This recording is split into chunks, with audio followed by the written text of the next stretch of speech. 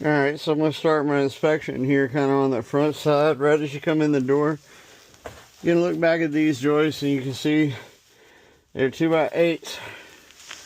They're spanned a pretty good distance here, probably about 12 feet, I would assume.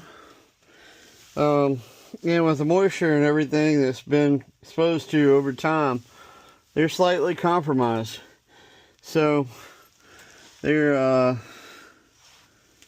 just sagging some. Now they're not sagging as much in this area as they are on that back side of the house. I'm about to crawl over there and see what's going on.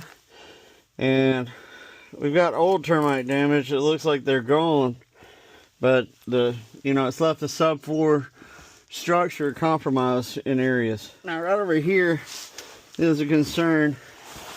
We've got this joist is busted and broken. It needs to be sistered and repaired. We can probably just go in there and sister it.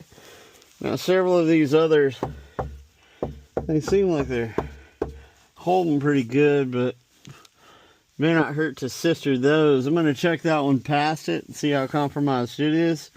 But this joist right here, we definitely need to sister that one. We can sister it by putting another one alongside it, jacking it into place, and screwing it together, because that's broken and severely compromised. This is that area of the house right over there under the kitchen. You can see this joist is busted. It needs sistering. There's some kind of varmint under here that's got his urinal right there. Another varmint urinal right there. This will need another layer of plastic over it before we can work in that.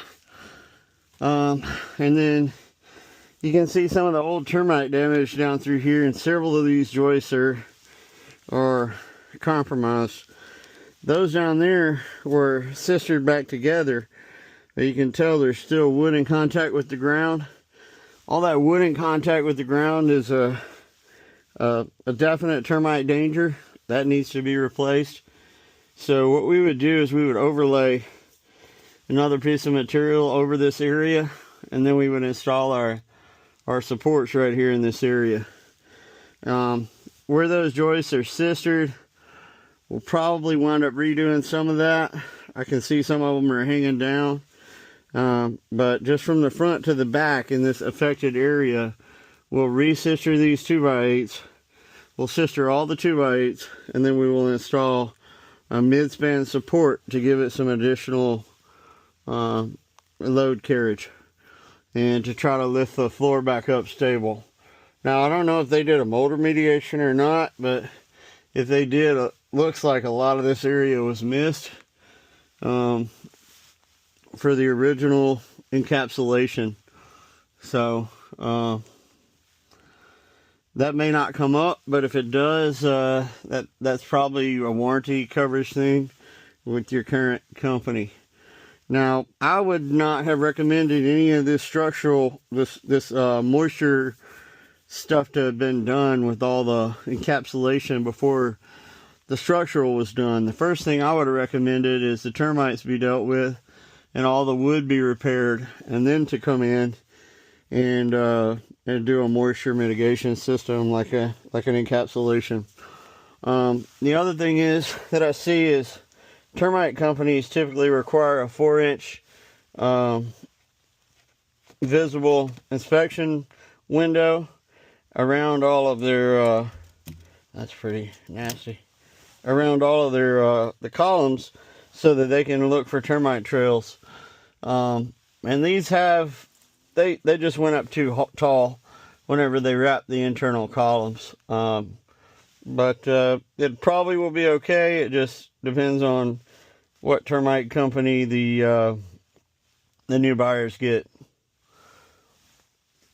All this central girder has been replaced. Somebody replaced that with a 4x6. They probably should have went back with a double 2x8 like it was. 4x6 is lesser, but it looks like they're holding. They've got these wedges and various things going on in here. It really just comes down to what the buyer's inspector will allow. If they want us to repair that, we can, or we can focus over here on this other work.